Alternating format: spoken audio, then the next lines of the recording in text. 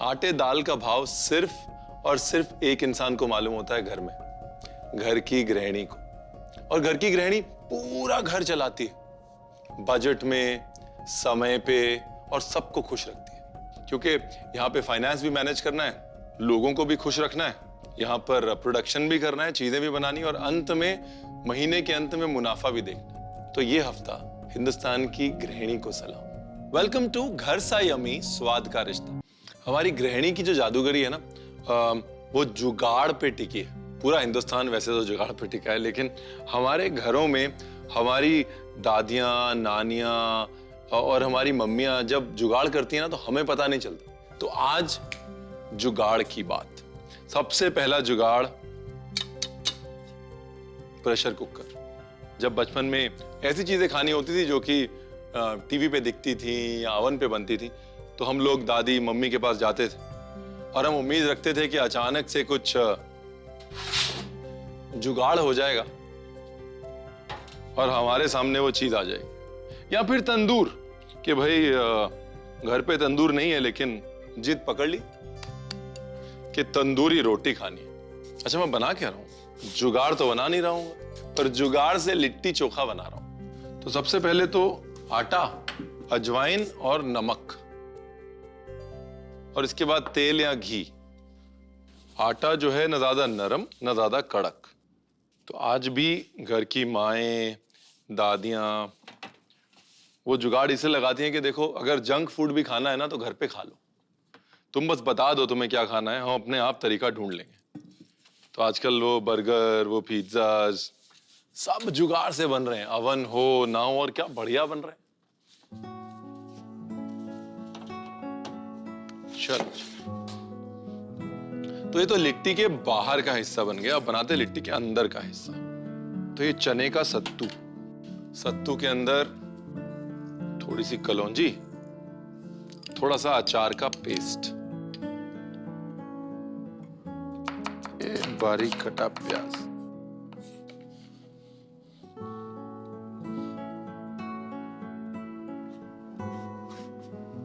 और थोड़ा सरसों तेल। इसको बांधने का एक तरीका और है कि थोड़ा नमक डाल दो और थोड़ी देर छोड़ दो, प्याज अपना पानी छोड़ेगा और सत्तू बनने लग जाएगा। अब लिट्टी चोखा और दाल बाटी में लड़ाई जो है ना बड़े टाइम से चल रही है कि दाल बाटी कहती है कि मैं पुरानी हूं, लिट्टी चोखा कहता है मैं पुराना हूं। देखिए, लिट्टी चोखा है बिहार से। लिट्टी चोखे का जो मेंशन है कम से कम नहीं तो 1100 साल पुराना है। बाटी है मेवाड़ से, राजस्थान से। और बाटी की हिस्ट्री ये है कि जब राजपूत क्षत्रिय लड़ने जाते थे तो आटे के गोले बना के उसे गर्म रेत में छोड़ जाते थे, और जब निकालते थे तो रेत से वो आटे के गोले पके हुए होते थे। और दूसरी चीज ये कि सभ्यता में खाना बनाने का चलन घरों में पहले था। राज रजवाड़ों से पहले घर की रेसिपीज बनती थी, यानी कि रॉयल रेसिपीज से होम रेसिपीज ज्यादा पुरानी है। लिट्टी के लिए पेड़े बना लेता हूं। मतलब जब एक पंजाबी माँ मसाले डोसे का जुगाड़ करती है तो आलू में वो पंजाबीपन आ जाता है। तो उस जुगाड़ में भी अपनापन कैसे डालना है ना, ये हमें पता है। तो ये लिट्टी के लिए बाहर डो, अंदर फिलिंग, और उसके बाद उसको ऐसे बांध देना है बस। अच्छा, लिट्टी जो है वो गोल भी बनाते हैं ऐसे, और अगर जुगाड़ से पकानी है और जल्दी बनानी है तो चपटी भी बनाते हैं। कुकर को सीटी निकाल के अच्छे से गरम कर लेता हूं। लिट्टी की जो फिलिंग है ना उसमें पंच होना चाहिए। मतलब एक बार मुंह में गई तो मिर्च, सरसों का तेल, प्याज एकदम ऐसे आंखें खुल जानी चाहिए, तब मजा है।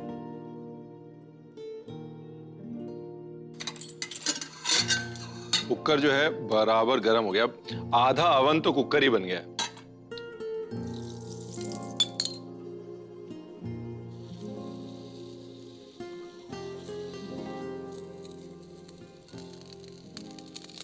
बढ़िया। अभी बीच में ना कोयला डाल देता हूं।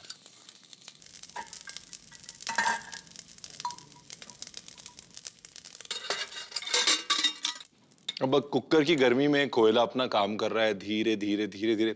मतलब प्रेशर कुकर बनाने वालों ने भी नहीं सोचा होगा कि हिंदुस्तान में प्रेशर कुकर आएगा और उसको ऐसे ऐसे ऐसे ऐसे इस्तेमाल कर लेंगे हम लोग।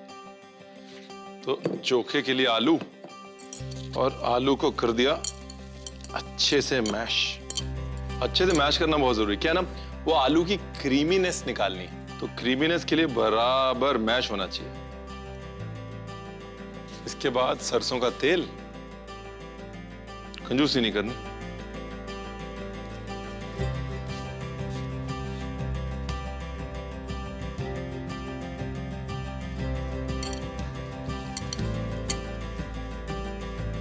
थोड़ा सरसों का तेल और पड़ सकता है, बाद में डालेंगे ऊपर से।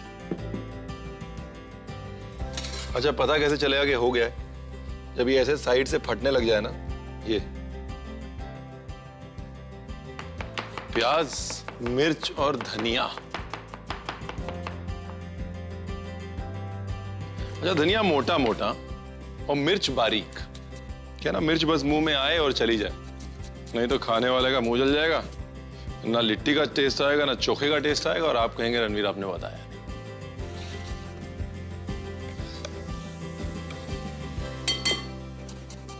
थोड़ा बारीक कटा हुआ लहसुन,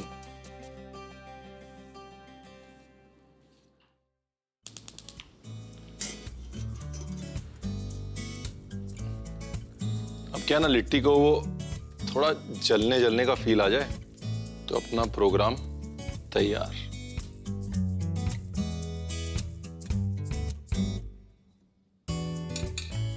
घी जरूरी नहीं बल्कि बहुत जरूरी है लिट्टी में, क्योंकि अंदर जो फीलिंग है ना हमारी सत्तू की, वो रूखी है। आलू भी इतना ज्यादा ग्रेवी वाला तो है नहीं, तो असल जो इसका जायका है वो घी की वजह से ही आता है।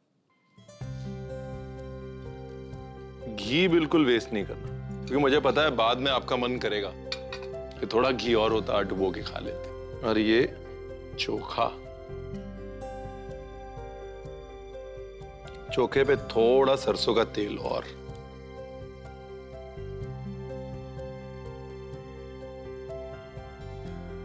तो आप एक बार इसका जुगाड़ देख लीजिए, मैं वापस आता हूं, अगले जुगाड़ की तैयारी करता हूं।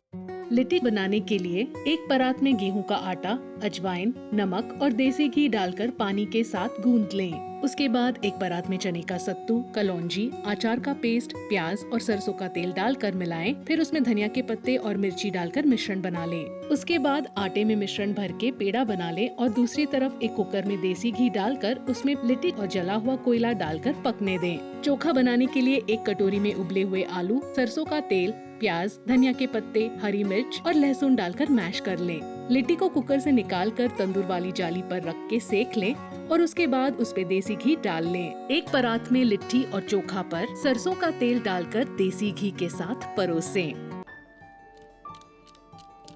चला चला चला। हमारे घरों में जुगाड़ देखना हो ना, तो एक सेल की जो जिंदगी है वो देख लो। एक सेल घर में आता है, सबसे पहले टॉर्च में जाता है, उसके बाद वॉल क्लॉक में जाता है, वॉल क्लॉक में जाने के बाद रिमोट में जाता है। तो एक सेल को बराबर कैसे इस्तेमाल करना है वो जुगाड़ भी हमने अपने घरों में ढूंढ लिया है। एक और जुगाड़ की रेसिपी है, लेकिन है कमाल की, केले की मछली। अच्छा, केले की मछली जो है ना, वो सिर्फ डिश नहीं है बल्कि अपने आप में एक पूरी कहानी है। एक कम्युनिटी है, कायस्थ कम्युनिटी, जो कि पुराने टाइम में मुगलों के यहाँ कोर्टियर्स थे, मतलब मंत्री थे, अफसर थे, और जब महलों में जाते थे तो महलों में दावतें होती थी, लेकिन ज्यादातर नॉनवेज वो खा नहीं पाते थे।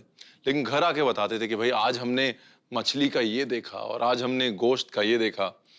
और जब वो घर आके बताते थे तो कायस्थ गृहिणियों को लगता था कि भाई ऐसा क्या है, ये तो हम भी बना सकते हैं। जैसे एक केले की मछली, जो है तो मछली मगर शाकाहारी।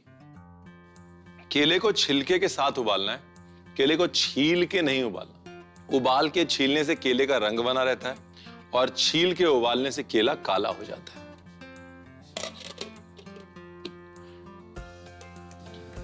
बारीक चॉप अदरक, बारीक चॉप मिर्च,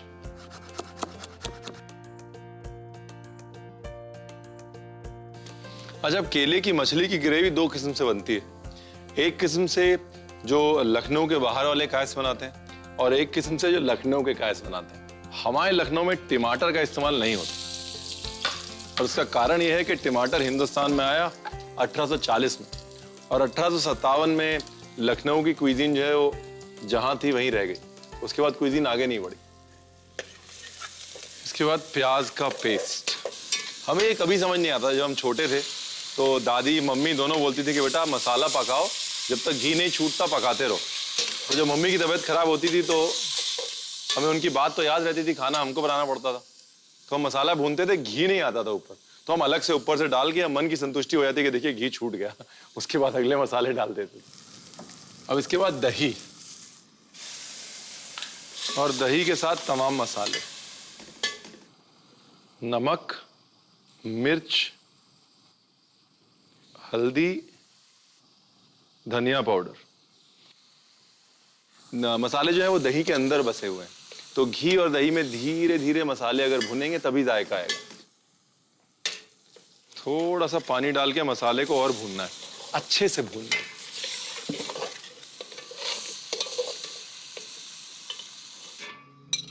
चलिए ग्रेवी तैयार। केले का हाल पूछा जाए, केला भी तैयार है। हाल पूछने की जरूरत ही नहीं, केले ने वैसे ही मुस्कुरा के बता दिया कि भैया आप पानी से निकाल लीजिए। देखिए हंसते खेलते जो खाना बन जाए वो अच्छा है, और वैसे भी खाना बनाना कोई रॉकेट साइंस तो है नहीं।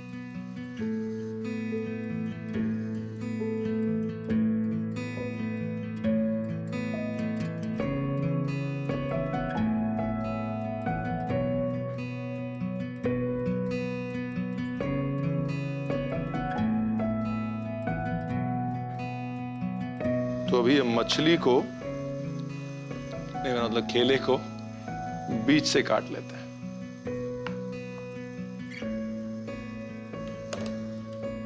अब इसे कोट करूंगा बेसन में, वो बेसन जो मैंने बिग बाजार से खरीदा है।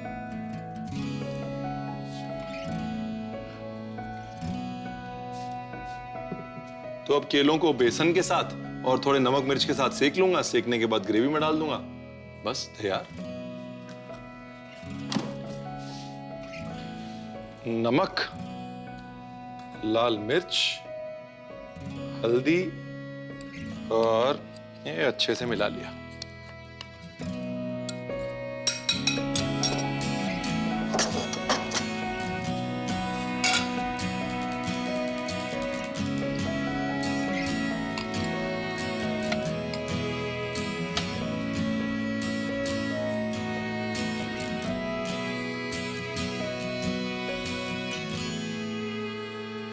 वैसे क्या है ना, मैं बहुत जल्दी बोर हो जाता हूँ किचन में। एक रेसिपी अगर एक बार बना ली, मेरा उसको दोबारा बनाने का बिल्कुल मन नहीं करता। गिन के 10 रेसिपियां ऐसी होंगी जो मैं बार बार बना सकता हूँ उतनी खुशी से। और एक केले की मछली वैसी रेसिपी है, जितनी बार मर्जी बनवा लीजिए।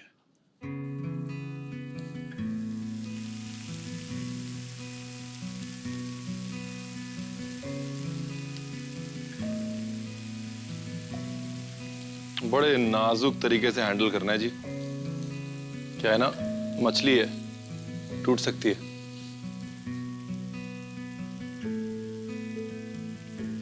केले को बराबर से तलना है, और ये मत सोचिए रूखा हो जाएगा, सूख जाएगा। वो है ना ग्रेवी, सब पी ले। बराबर से अच्छे से धीमी आंच पे एकदम करारा करिए इसको। लग रहा है ना बिल्कुल मच्छी जैसा, ऐसे बीच से।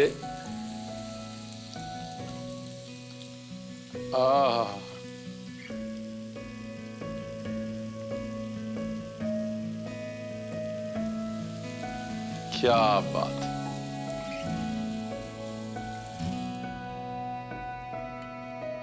ये गई मछली की ग्रेवी।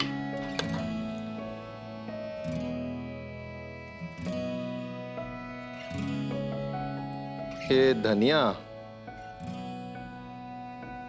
और ये मछली, केले की मछली। अब इसकी गार्निश में ना सिर्फ प्याज और टमाटर। पहले प्याज,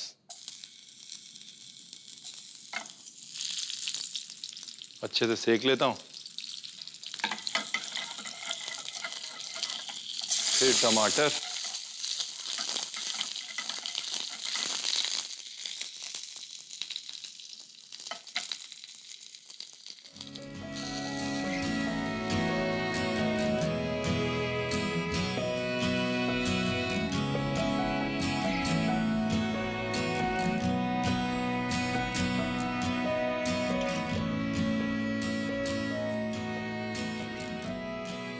एक बार फटाफट से फिल्म रिवाइंड करता हूँ, देख लीजिए।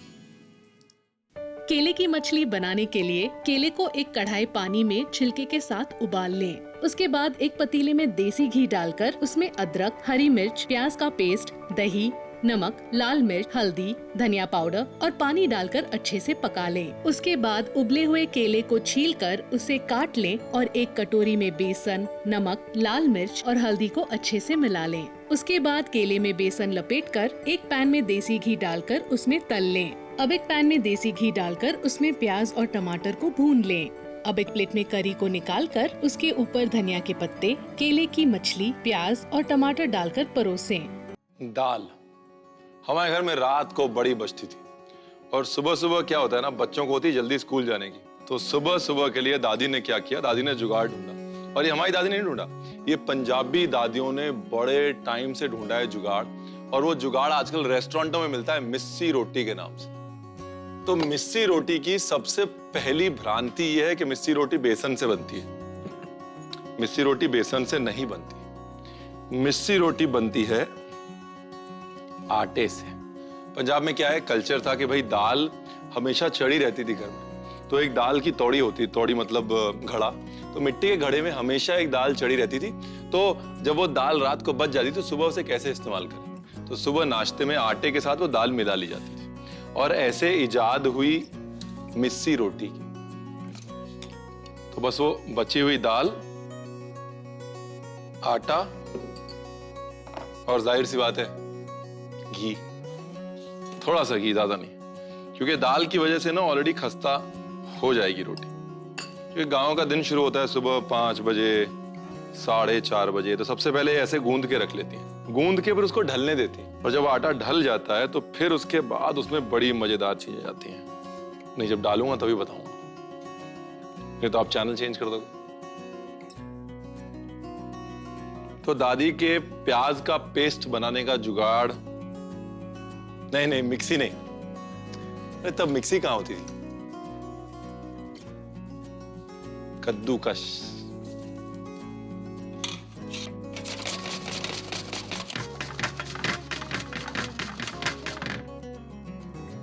तो ये हो गया प्याज। अब दादी कौन सा कभी कटिंग बोर्ड यूज करती थी, ऐसे हाथ में लिया, सब कुछ काट दिया।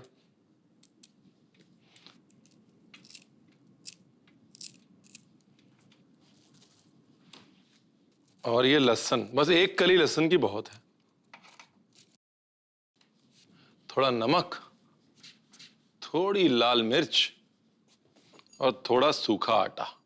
क्या ना कि वो आटा ढल चुका है और प्याज के पानी से ज्यादा पतला नहीं होना चाहिए हमारा आटा, तो इसके लिए थोड़ा सूखा आटा डाल के पहले प्याज का पानी सुखा रहा हूं मैं। पेड़े काट के रख लेता हूं।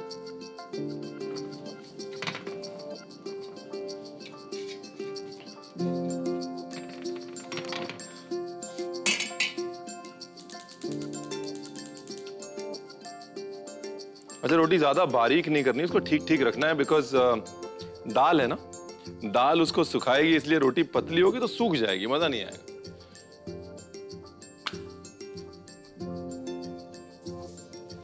एक मेरे से बचपन में गोल रोटी कभी नहीं बनती थी, सारे जुगाड़ लगा लिए मैंने, कभी अफ्रीका का नक्शा, कभी अमेरिका का नक्शा। मेरे घर वाले मजाक करते हैं अभी भी कि रणवीर ने ज्योग्राफी रोटियों से पढ़ी है। अच्छे पराठे बनाने की एक ये भी ट्रिक है, पराठे को ऐसे राड़ना बहुत जरूरी है। पंजाबी में राड़ना कहते हैं इसको, मतलब बराबर से भूनना।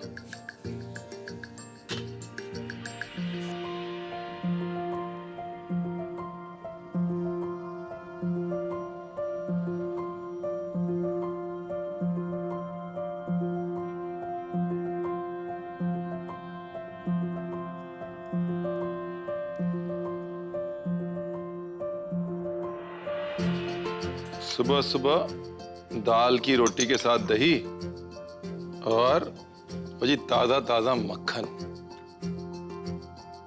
और मेरे जैसे शरारती बच्चों के लिए थोड़ा सा आम का अचार।